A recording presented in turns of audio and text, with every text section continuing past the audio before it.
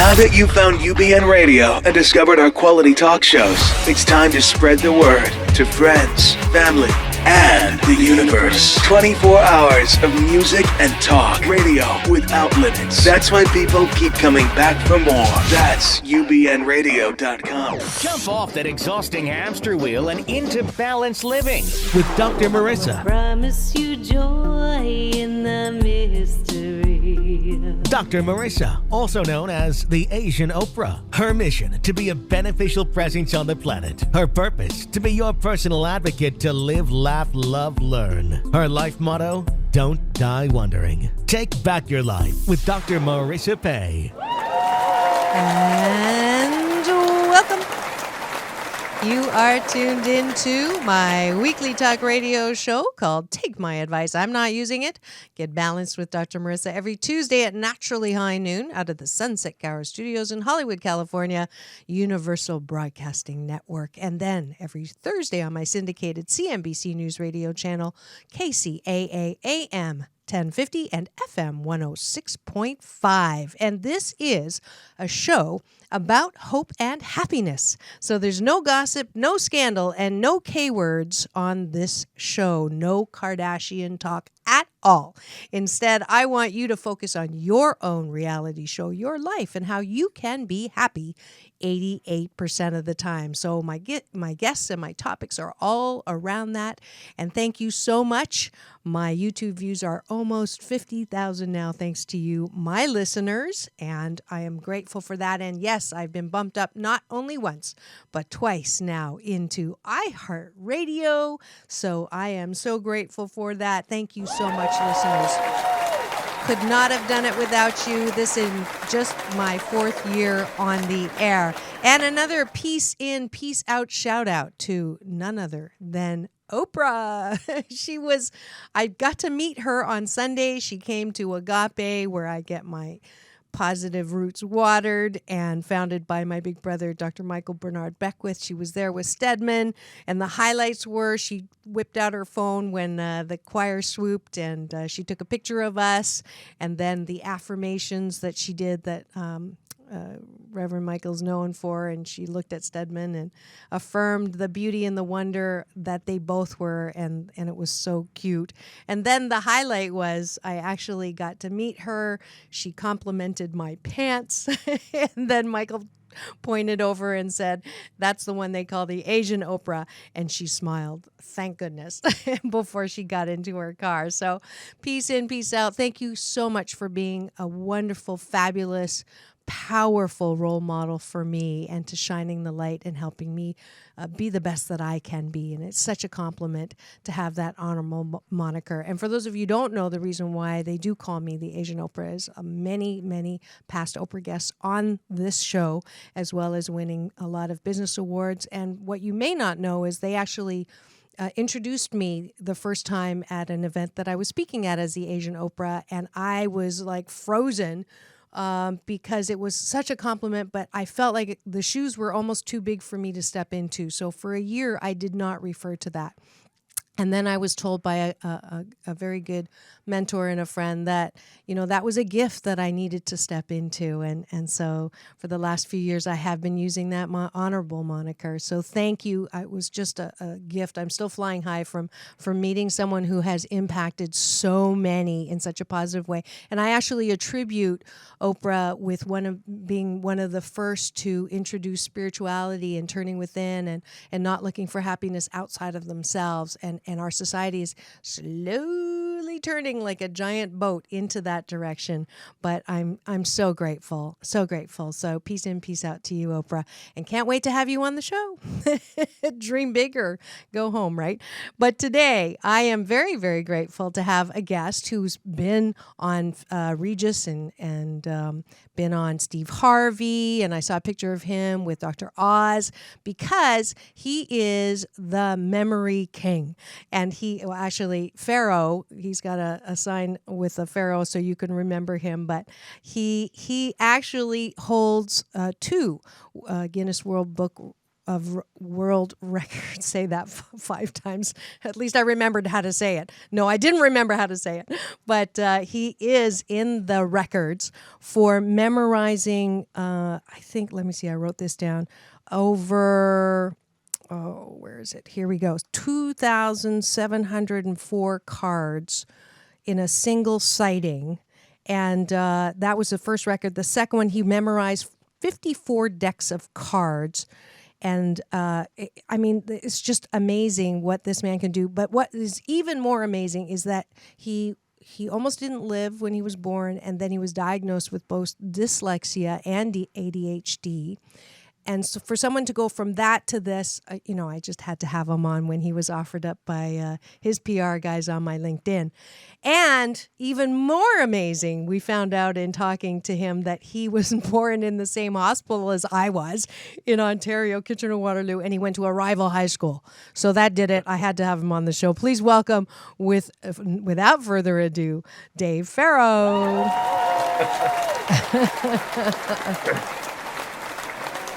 Pretty unbelievable. Thanks for having me on.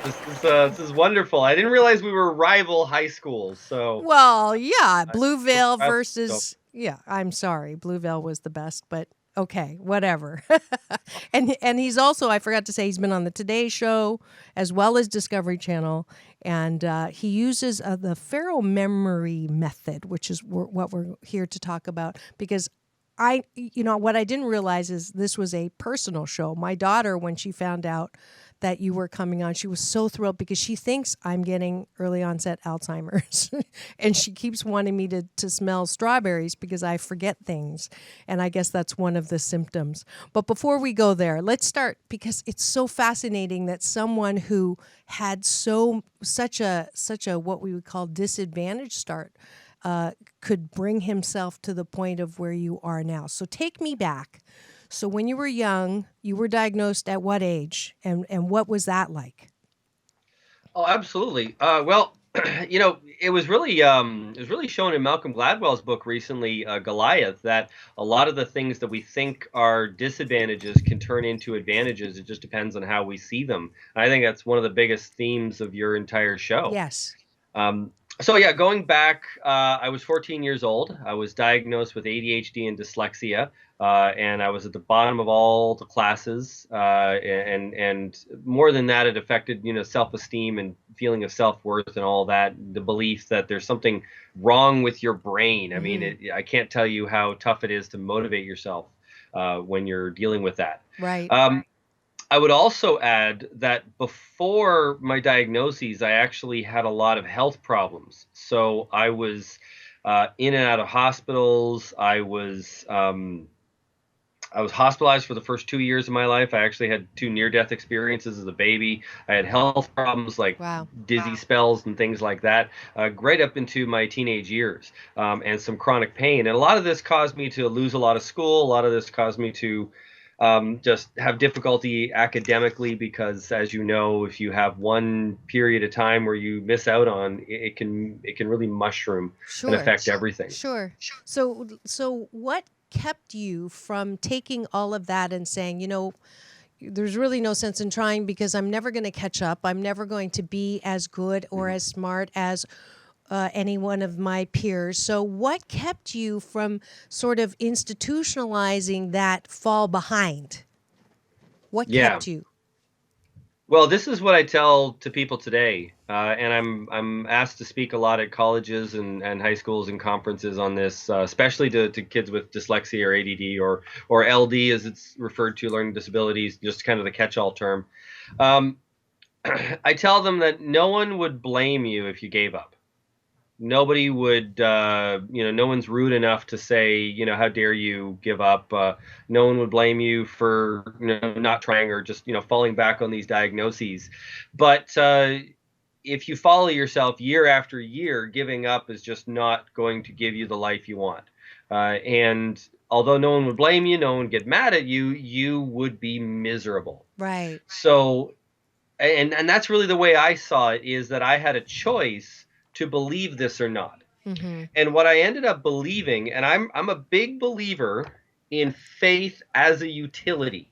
Okay. Let me explain that. Okay. This is really, really key. And I've never talked about this on any other show, but I think it's like kind of the key to what turned things around for me. Okay. A lot of people have faith in something, and that's because it's true to them. You know, they have faith in God because they believe God is real. They have faith in their 401k maturing because they believe capitalism works or whatever it is, right? All right. So we don't really know if these things are true, but whatever we choose to believe affects our actions, affects everything we do for the rest of our lives. So there was a distinct moment I remember where I chose to believe that this was an advantage. I didn't have any proof, but I just decided that if I believe this, and stop feeling so miserable about it, I'll stop being so depressed about it, and maybe I'll be more confident and I'll do something about it. And I cultivated this belief. Now, And did this that is come belief- from someone else, or did you have like an aha moment? How old were you? Were you in bed? Were you out in nature? Because this is key, because this is definitely preaching to the choir here. What was that moment, if you can remember? A lot of it was a couple things. I was into martial arts, Okay. and I knew there was a big adage in martial arts that the little guy can beat the big guy with the right technique. So I had the belief that I could use a Okay. technique, so I could use a technique in my body. And also, my mom took me to the library, and I started reading biographies of successful people. I mean, successful men for the most part. That's okay. I'll forgive you. Yeah, well, I mean, I'm a guy, so True. you know. True that. I don't know if you noticed that, but anyways, but I looked up like a big hero of mine is like Nikolai Tesla, Garrett Morgan. A lot of people don't know him. He's a great inventor, an African American inventor in Cleveland. Grandparents were slaves, and he became rich, and a bunch of other people, and time again. In every single biography, there was some huge disadvantage that they had, and that had given them character and made them stronger. So I really, really believed in the Nietzschean belief that which does not kill us makes us stronger. Yes. And when you say that, if you type that into a Facebook post, you'll get 1 million people mad at you and calling you a jerk. Yet it's true. It is true. Yes. If you choose to keep on going, then whatever has not ended you yet, you have either learned from or grown from. You're wiser, stronger, more disciplined. Yes. All that. Yes. And now that I'm an older gentleman now, and I run 3 successful businesses. I've been a successful design engineer, inventor. I'm a memory guy, a speaker, a best-selling author. I've had 2 infomercials for my products. I mean, the list goes on. I've been on over 2,000 interviews in my career, and I run a PR company that helps other entrepreneurs do the same thing that I did and become successful with publicity. So now that I look at it from that view, where I've achieved all this success, I look back and I realize, every single day I'm using some skill or some tool or just the stick-to-itiveness that I needed to overcome that challenge. And if I didn't have that challenge back then, I wouldn't be tough enough for today. Yes. I'd be soft. And I wouldn't have lasted this long. Yes. And if you're just tuned in and wondering who the male white version of motivational speaker of me is right now, it is Dave Farrow, who is the Guinness World Book record holder of memory, and he did not start with a silver spoon in his mouth. He came from challenging conditions and uses faith as a tool, a belief in pain makes you stronger, and which I absolutely agree with as well. And you are listening to my weekly talk radio show called Take My Advice, I'm Not Using It. Today I am. Get Balanced with Dr. Marissa. And now, Dave, when you had this belief system, let's go back. You said when you type in that pain makes you stronger, you get 1 million haters. What do you mean by that? I haven't tried. Well, I mean, like right now, as an adult, I mean, I want to inspire other people. So I'll talk about my story, and I'll talk, about everything has a silver lining. Yes. And there's a lot of people who fall into this victimhood mentality where they want to, it's almost like a competition to see who's the biggest victim. Yes. And, I have strong empathy. I care a great deal about everybody, but I firmly believe that I'm doing a better job for people if I motivate them to take action rather than buy into their victimhood. Yes, You I know, agree with you. but the funny thing is, part of it is because I'm a financial success now and all that, and like you said, a white guy and everything as well. And then everybody assumes that the sky opened up and money fell in my lap. They don't realize that I know what it's like to go to a food bank with my dad, and have him not be able to or actually at least in the case I'm thinking of, rely on generosity of others just to have a Thanksgiving dinner. I know what it's like to grow up very poor. I know what it's like to not have a place to sleep for the night. I mean, I know what all these things are like, but all of those things, I chose to have those be lessons in my life, and therefore they made me stronger, and they made me work harder so that I would never experience that again. Yes. But if I were to say, oh, woe is me, life is tough, then I would still be there. Yes. And Yeah. I know of, I won't say them by name, but I know of at least 2 or 3 people, exactly same demographics as me, same background, poor family, all that stuff and everything. And the main difference, and they are, I know one of them in particular went to jail, got in trouble with the law, and he has a bunch of other issues, and I keep in touch with him. I care about him a great deal. There's no difference in terms of intelligence, in my opinion, and creativity and talent, but it really is in attitude. Yes. I also have this other belief that if you don't quit, you can't fail. And I realized that as long as I didn't quit, because everybody always sees the last thing that you did. I'll tell you one simple story about my first Guinness record. I was known as more of a jock in school. I was really only later on in high school that I developed all these memory techniques and stuff. It's like 17, 18, 19 years old. And I went for my Guinness record when I was 20 years old. So like right after high school. Yeah. And everybody except for 2 people, everybody to a person, tried to discourage me. And even some people bet money that I would fail. Wow. Nice. So I went down to Clifton Hill in Niagara Falls, if you guys know where that is in Canada. And it's a very cheesy place, but I went to the Guinness Museum, and I went for this Guinness record the first time, and I failed the first time. And everybody had bet against me. I had to go back to all of them and say, they said, I told you so, I told you so. Right. And I realized if I stopped there, then that's all I would be known for. I would be known as this goofy guy who tried for a Guinness record, and I'm not so smart. And everybody likes to, attack somebody who takes a chance. Right. So that's a really good lesson in that people only remember the last thing you did. So if you quit, that's the last thing they're going to remember. That's a good point. I didn't really see a point. I didn't even see a decision in quitting. I couldn't not try again. I had to. Out of sheer shame, I had to try again. Plus, it was basically like a Guinness record is a difficult thing. I didn't really know how I would get distracted by something. So essentially, by failing, I knew how to succeed at it. I just had to go through it once. Right. And I went back and broke the record. And then, I had tons of publicity. And then every single person to a person went up to me and said, I knew you could do it all along. I had 100% faith that you could do it. And that's a really good way to know who is shallow. And who is real? Right. The real people supported me the whole way through. The shallow people flip-flopped. Right. And so for those who did not get a chance to look at the YouTube with you on Regis and Kathy, the process is really interesting. You actually look at the numbers. They go through the deck of cards. Right, all 50. How many? 52 decks. Yeah, well, actually, 50s. The record is the difficulty about that particular record, and the reason why the best in the world have tried and haven't been able to break it so far, at least, knock on wood. Yeah. Is that you're only allowed to see each card once, so there's 0 repetition. And my latest record is 3,068 cards, so 59 decks. All shuffled together. I can only go through it once, and I have to recall it correctly with a very, very low error rate. I got one mistake. Which you self-corrected. Yes. I read. Yeah. Well, like I could do 17, that. Card number 45. I said it was the 7 of clubs when it was the 7 of spades. See, he still remembers. So, I could do that. I could actually do that if you didn't shuffle the cards. There you go. Yeah, no, that's what other people were saying. I could like definitely 70. do that. Ace of spades, 2 of spades, 3 of spades, 4 of spades. But really, the reason why I did it was not to get my ego boosted.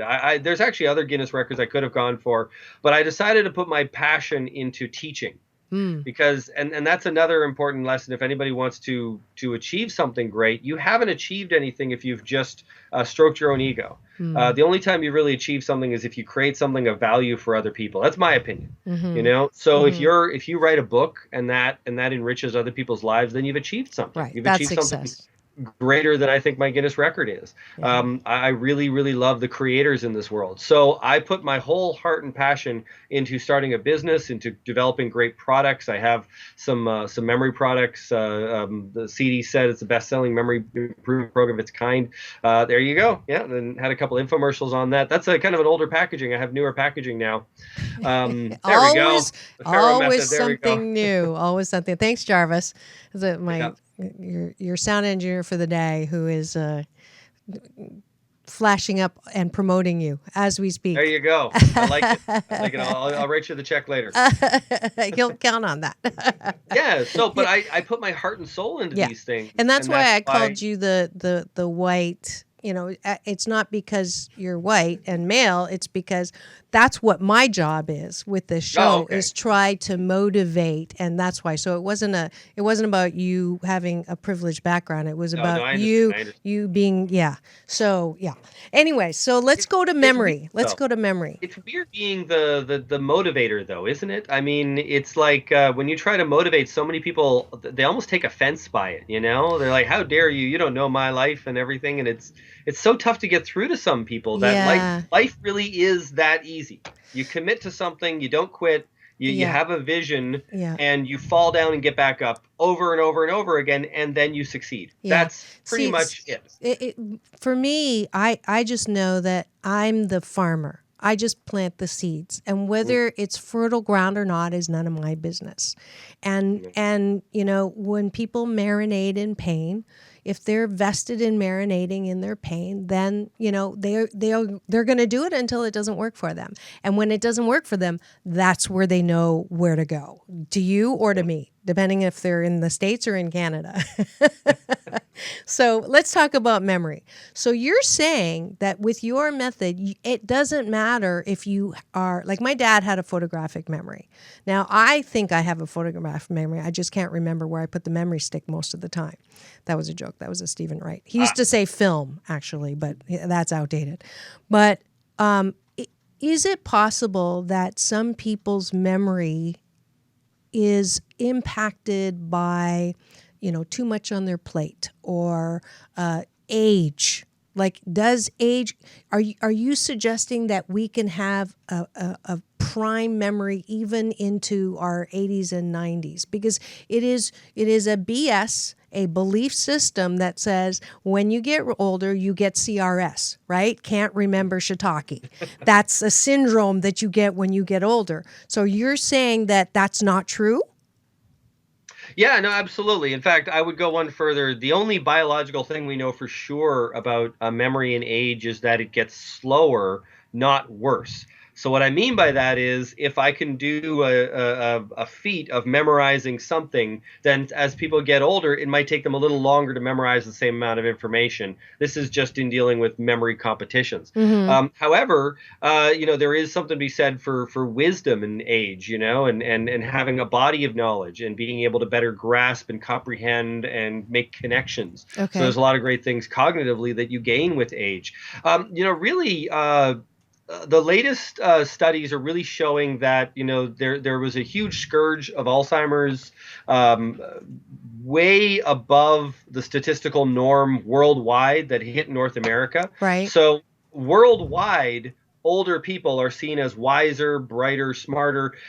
Most people believe this North American blip had to do with the North American diet, a lot of sugar and carbs, that sort of thing. Processed and know pesticides. for sure that inflammation. Oh, sorry, go ahead. So pesticides, hormones, processed, microwave.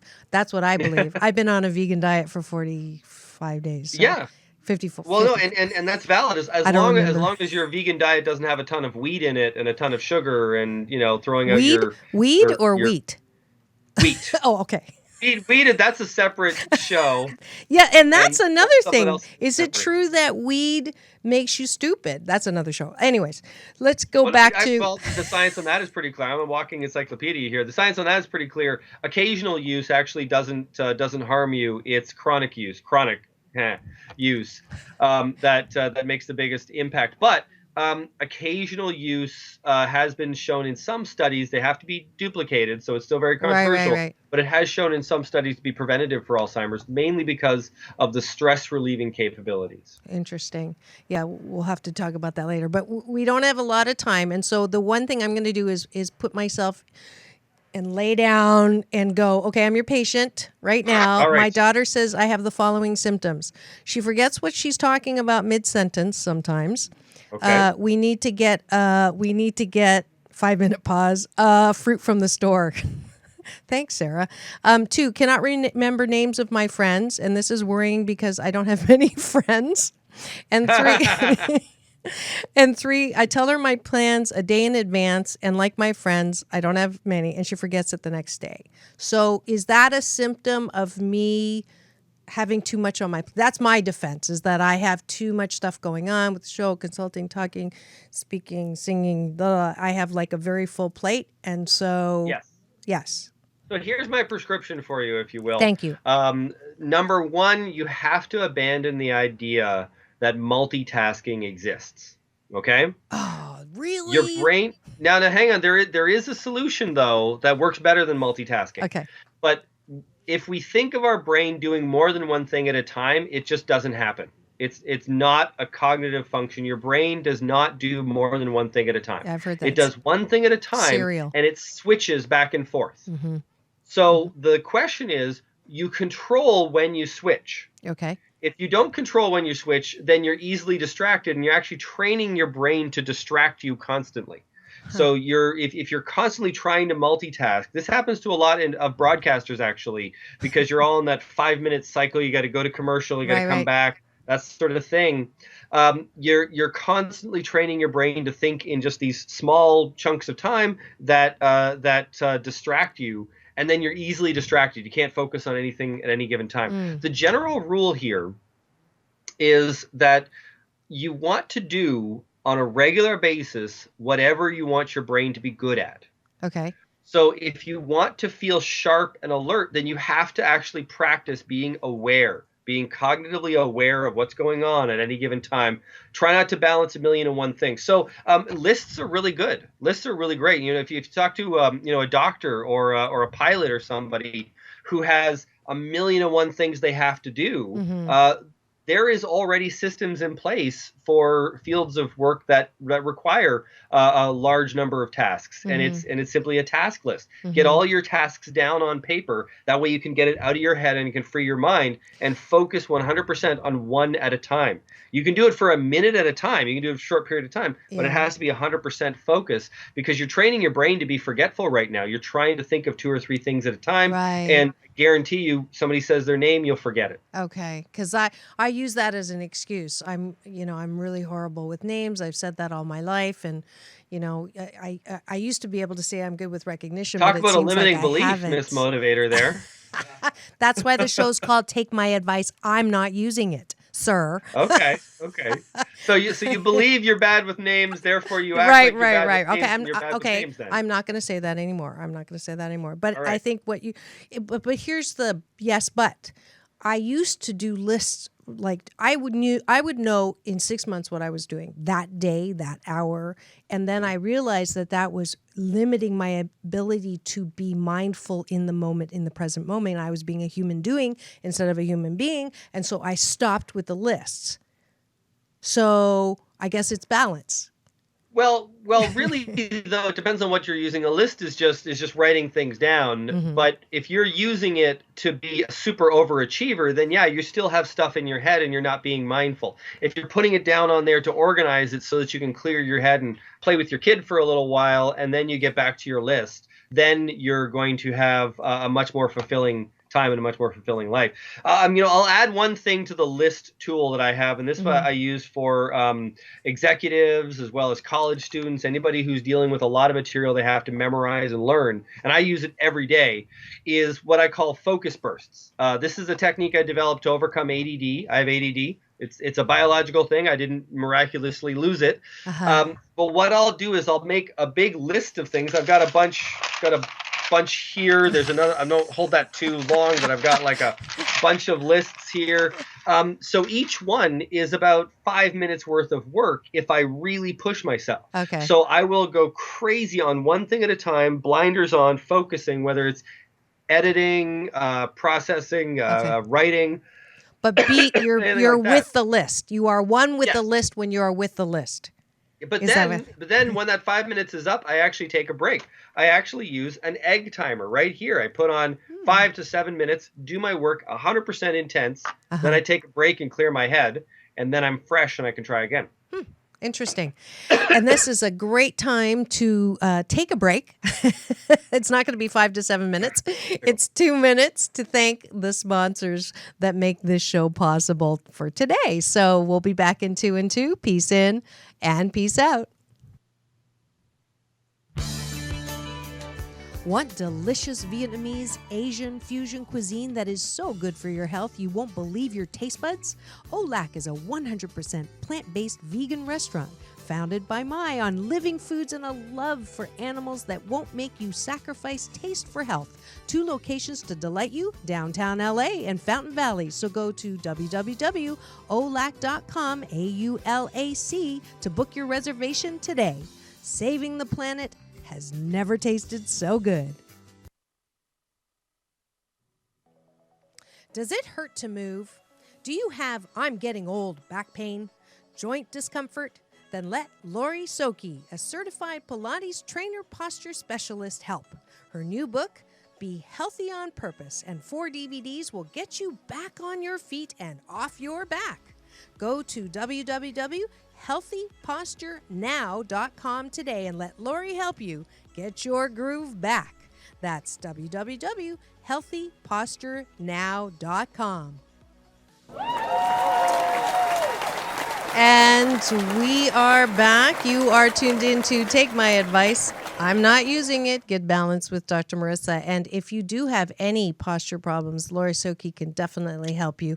And if you want the most delicious food, I have to say, I had some shrimp that's not shrimp that absolutely made me a believer in vegan food. Go to Olac and actually let them know that you're from Dr. Marissa, and I'm sure they will give you an extra special treat.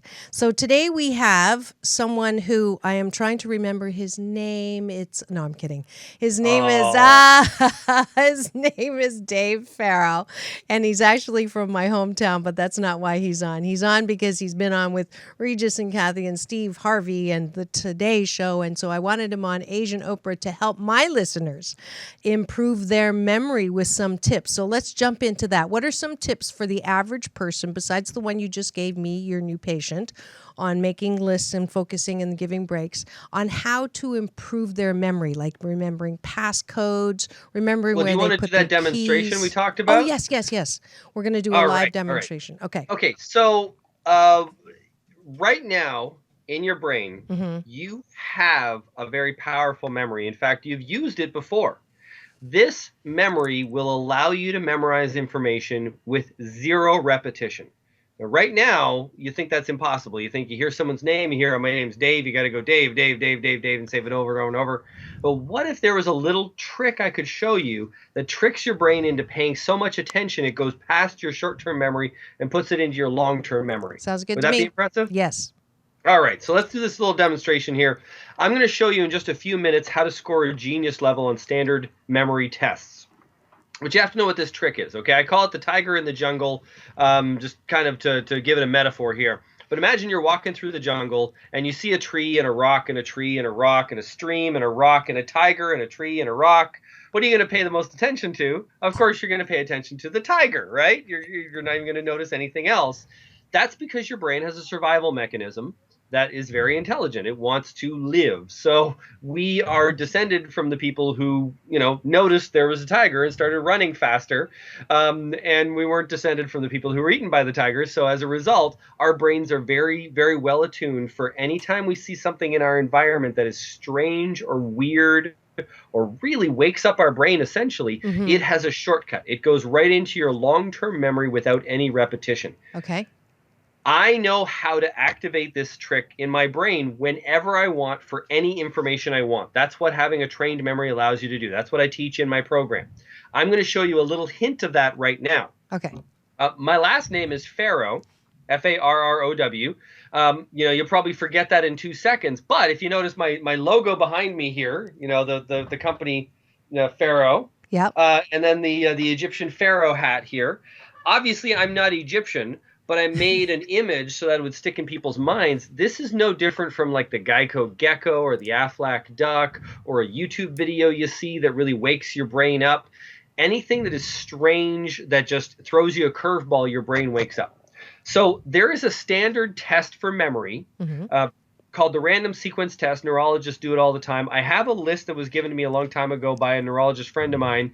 And I've used this before, so it's a really fun exercise to go through. Okay. If a doctor were to test your memory, they would give you a list of, say, 10 to 12 items, and then they would distract you and then see how many you remember. So I'm going to make you my patient here. Okay. And I'm going to give you this list of 10 items, but I'm going to show you what I would do in my brain while I'm memorizing them. Got okay? It. Uh-huh. All right. So the items are a tree, a car, a cat, an umbrella, water, an elephant, a bank, orange juice, and a cell phone, and chocolate. So how many do you think you remember of that? A tree, Mm-hmm. something, a cat, an umbrella, a rock, a elephant, a water, and weed. No. Well, you got about 5 there. That's pretty impressive. 5 or 6 is very impressive. Is it? The average Okay. would be 4 or 5. Okay, so good. You're above average there. That's Okay. fantastic. Woo-hoo. Although we don't have a rock. But you see the challenge, right? You're trying to hold it all in your memory, and it's just not interesting. Yeah, and where the rock's from was from the earlier thing when you said the tiger, the stream, and the rock. There you go. You're just too good of a memory. That's what you have. Too good. Yeah, Sarah. All right. So here is the thing. I'm just going to make this into a story. That's Okay. it. I'm just going to make it a little colorful. And then this is how we link information together. It's no different from how I linked my name, to my face. Mm-hmm. It's no different from how I'll link a foreign language vocabulary to English translation. 我会说一点普通话. Yes. 差不多。Wow. 他刚刚说国语，他讲国语。 Cantonese or Mandarin? That's Mandarin. Yeah, Yes, but you I speak speak Cantonese or Mandarin. Mandarin. 广东话? No, 廣東不是，廣東話唔識講，唔識聽。That means I don't understand it and I don't speak it. 我講國語。okay. Yeah, I'm Mandarin. That was pretty good for a white guy. I'm not as good. Oh, that's pretty good for a white guy. Okay, great. I'll take that. That was really good. You taught that to yourself. Another example of. Oh, your wife better not hear that. He just told me he loved me. Yeah. And I'm loving this. But I used the same sort of tricks to actually memorize. I memorized about 1,400 Cantonese vocabulary. I didn't do as much with Mandarin, but I know enough to watch a Hong Kong kung fu movie. So I love those. Wow, that's impressive. Okay, so now I've distracted you a little bit with a little. Oh, that was okay. Mandarin. With a little love you. Now let's memorize this the right way, okay? Okay. So we have the first item is a tree, and then a car and a cat. Picture a tree like on your front lawn or something, and your car crashes into it. Your car, driven by someone else, crashes into the tree, and the car door opens up, and a cat comes out. Quite literally, it was like Toonces the driving cat, if you get that reference, right? Mm-hmm. After that, we have umbrella, water, and elephant. I imagine the cat picks up an umbrella. You see how we're going kind of linearly. We just do the one to the next to the next, not everything all at once. So the cat picks up an umbrella, flies through the air because the wind catches the umbrella, and lands in a swimming pool, lands in a bunch of water. Okay. Okay? Mm-hmm. So we have tree, hit by the car, the cat, umbrella, Water. the umbrella into the water, and then the water has an elephant in it. Okay. And the elephant gets spooked when the cat arrives, so he runs into your local bank. At the bank is a giant vat of orange juice for some reason. Doesn't make sense, but it doesn't matter. So it's knocked over in all the commotion, and it splashes all over a bunch of people's cell phones. That was the other item. Okay. So the cell phones are starting to spark and everything. And you take your cell phone and you hold it back against your ear to try to keep it out of the chaos. Uh-huh. But you find that it's like melting against your ear, and you look at it, and it's magically turned into chocolate, which is the last item. Got it. Now, with practice, you can do this with almost any list. Practice this on your own, practice with your kids. It's a lot of fun. It's the most basic linking method you can make. But let's see how well you did. If you get more than 6, you have an above average memory. If you get above 9, you have a genius level. Okay, I love a challenge. Here we go. All right, what's the first item? Tree. Yep. Car. Cat. Umbrella. Water. Elephant. Bank. Yeah, the elephant one in the bank, yeah. Orange juice. That's right. Cell phone. Yep. Chocolate. Awesome. You can go backwards too. Oh, that Just wasn't as good easily, yeah, we enough. talked That wasn't good connect enough. cell I phone. need applause. I think he's not giving me applause. I just did that. Go backwards. Come on, try to go backwards. Okay, here we go. Chocolate, cell phone, orange juice, bank, elephant, water, umbrella, cat, umbrella, cat, car, tree. Yeah.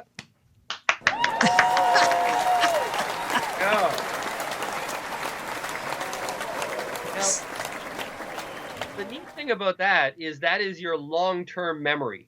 So just like it was 10 years ago, I memorized some Cantonese, I can still order food today. You'll actually remember this for a long time with very little repetition, could be your whole life if you wanted to. It's a nonsensical list, so I would probably let it go, but it's very applicable. If you did this with names, if you did this with technical terms that you're memorizing, then you can remember it for as long as you want to. This is long-term memory. That's awesome. And you have tips like this in some of the products that you have online. I want to make sure that people who are interested in increasing or improving their memory can find you. And that's davefarrow.com.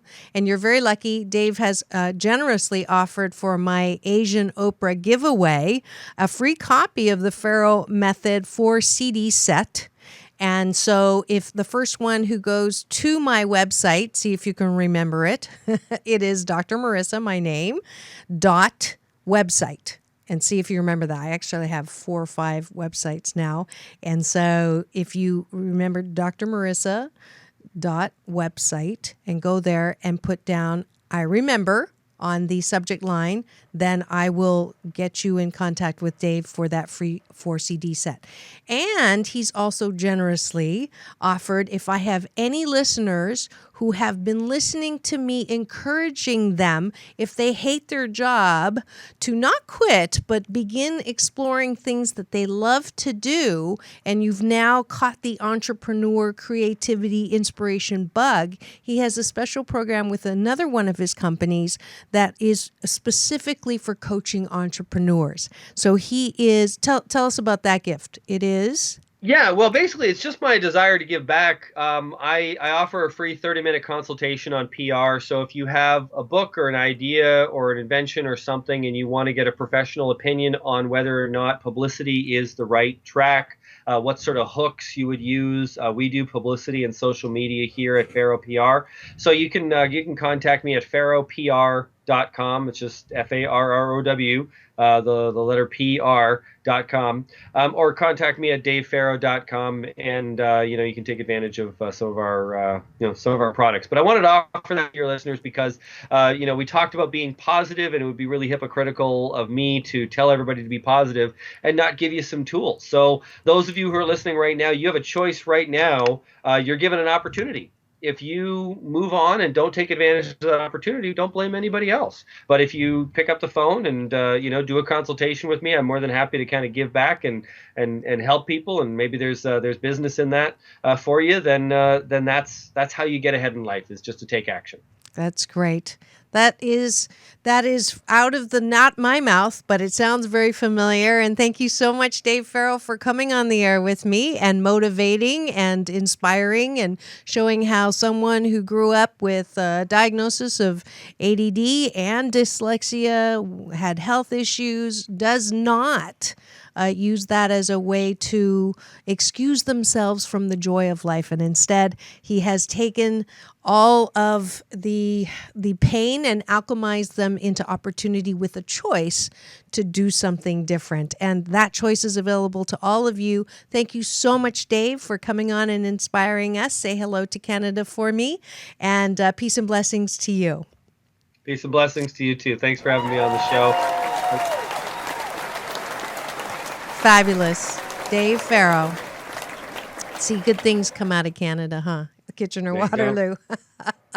All right. And now it's that time of the show, the end of the show, called The Balance Bar, when I invite you to join me for the different things that I'm involved in, and to also have increased hope and happiness for you. The first one is the 21-day fast from complaining with Dr. Marissa. We are on day 5 of round 58, and the balance tip for today is, if the grass looks greener on the other side, water your own lawn. Of course, it corresponds exactly with today's show. So when I hear myself complain with envy, I have a choice to be green or make a choice to change my landscape. But the commitment to change can only come from you, starting with your eyes on your own yard. And that comes out of the 52 card Pick Me Up, Stacking the Deck for Life Balance with Dr. Marissa. You can also get those cards on your 99-cent companion app to the fast, which you can get on Google Play as well as Apple apps if you do 21-day fast or no complaints or Dr. Marissa. And also next month, or actually this month, I am starting to talk about, I am one of the sponsors to the Newport Beach Film Festival. I will be giving away a free set of tickets to the Chinese Spotlight film. That is, if you hold the date on April the 25th. I thought I wrote this down, but it's Monday. Yes, April the 25th. So if you are interested, go to the website, take a look at it. If you'd like to win those tickets, stay tuned to this show. Also, Sedona, if life isn't working, if you are ready to come out of past pain, if you're ready to leave future fear, then join me in Sedona for my 6th annual Balance Retreat Renewal and Transformation, so you can be your best self. So details at my website, the number 4, balance.org. See if you can remember that visual. And the pricing, the April 1st pricing to save $200 has expired, but if you put on there that you'd still like to save the $200, I will honor that after this show. Also, let's see, it's next week. It's that time of the month, the second week with Dr. Marissa, also known as the Kinder, Gentler Dr. Laura, where I help callers balance their life tires and smog check your stinkin' thinking and BS belief systems that keep you unhappy and hopeless. So keep it tuned to Take My Advice, I'm Not Using It. Get Balance with Dr. Marissa Pay. That's P for positive, EI. And remember, it's all about balance. Peace in and peace out.